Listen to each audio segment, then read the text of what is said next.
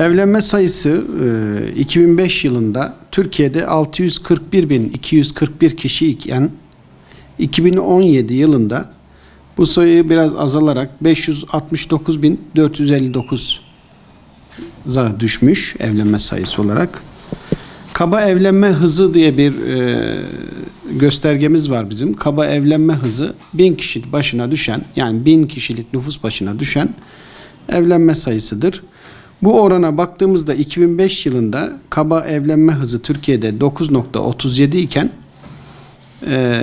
2017 yılında 7.09'a düşmüş. Yani 2.28'lik bir azalış, 2.28 puan bir azalış var. Van'da ise 2005 yılında 10.54 olan kaba evlenme hızı 2017 yılında 7.96'ya düşmüş.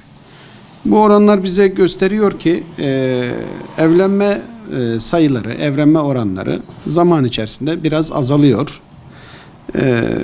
Ancak Van'daki evlenme sayısı Türkiye ortalamasının üzerinde gözüküyor. Bu da genç nüfus fazlalığıyla da alakalı tabii ki. Van'daki en son 2017 yılında 8.779 çift evlenmiş. 2005 yılında bu 10.004 imiş. Yani 10.000'den 8.700'lere düşmüş. Şimdi burada kadının asıl yaratılış sebeplerinden bir tanesi eşiyle sükunet bulması, o eşler arasındaki muhabbet ancak evlilikle olur. Dünya onunla kuruluyor. Eşler arasında eğer muhabbetle bir evlilik kurulmuşsa, eğer şer'i kurallara göre bir muhabbet kurulmuşsa, yani başka bir hadisle bunu teyit etsek, Hz. Resulullah sallallahu aleyhi ve sellem diyor, herhangi bir emir, önemli olan bir işin başında Bismillahirrahmanirrahim yoksa, Elhamdülillahi yoksa, salavat yoksa o işin sonu bereketsizdir, kesiktir.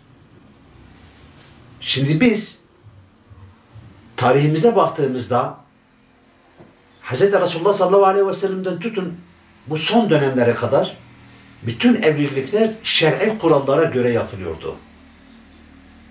Yani hele İslami hassasiyeti olan bir insan mutlaka ben kendime fazla böyle yakışıklı da değil, ben kendime dindar birisini getireyim ki yarın orada olmadığım sırada hem iffetini korusun, hem çocuklarımı muhafaza etsin, hem malımı korusun.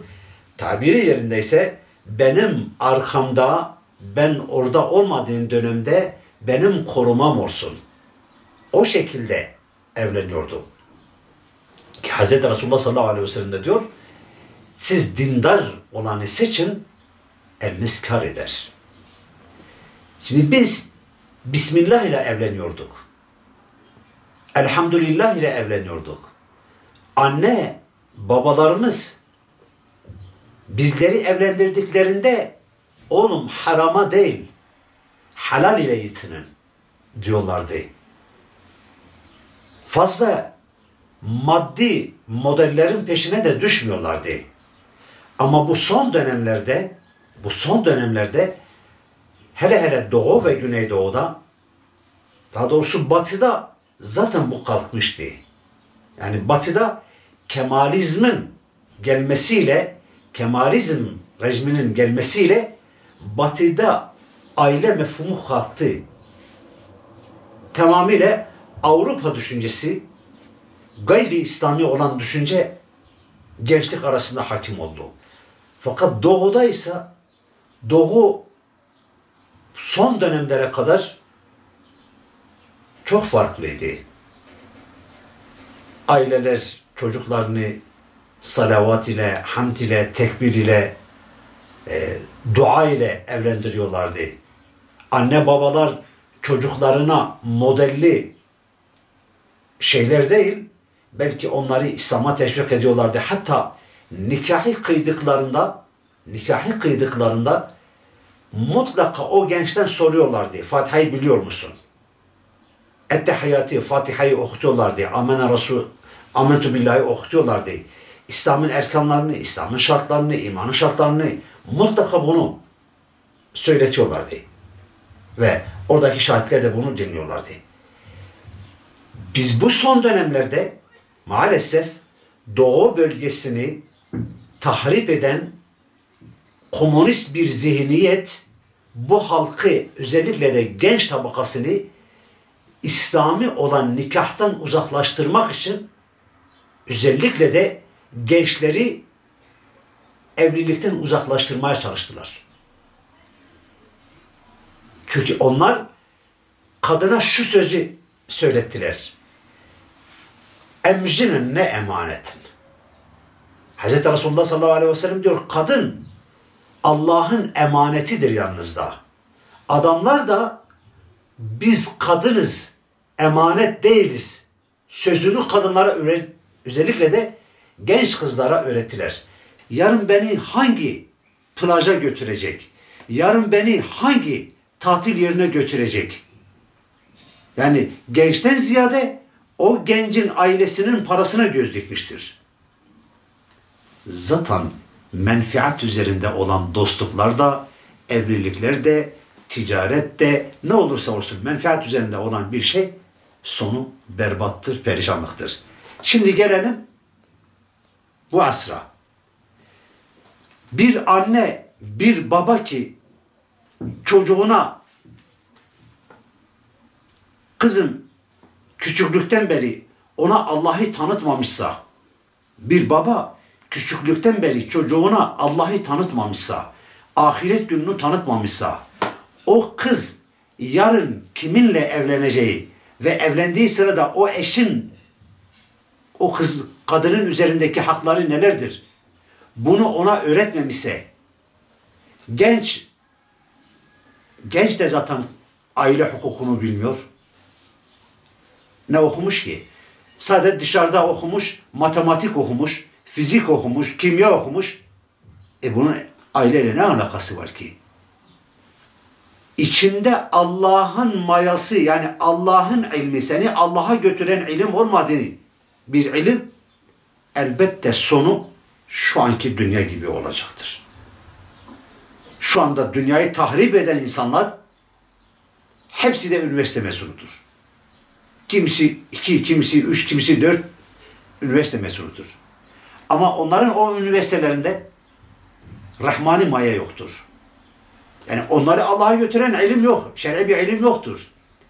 Beşer olarak birbirimizin üzerinde haklarımız nelerdir? O kitaplarda bulamazsın ki. Matematikte ne bulacaksın ki? Onu ancak Allah'a iman, ahirete iman, yani imanın erkanlarında bulacaksın. Bunu da Kur'an'la öğreneceksin. Eğer bir baba küçüklükten beri çocuğuna Kur'an'ı öğretmemişse, bir anne kızına Kur'an'ı öğretmemişse, o kız yarın evlendiğinde mutlaka problem olur. Çünkü dünya metaı hep göz önündedir.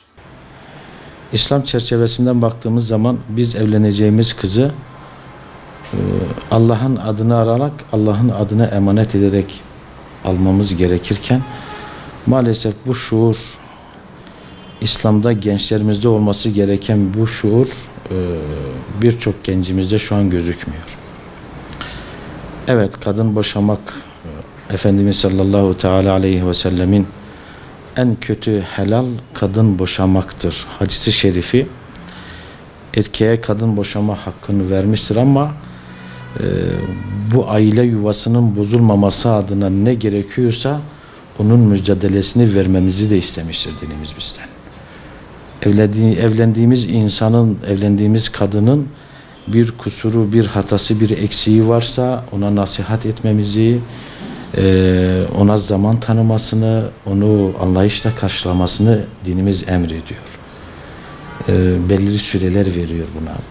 Kendini toparlaması için, kendine çeki düzen vermesi için gerçek bir eş olma adına zaman veriyor ve çoğu zaman bu süre birçok kadını kendine gelmesine vesile oluyor ve yuvanın dağılmasına engel oluyor.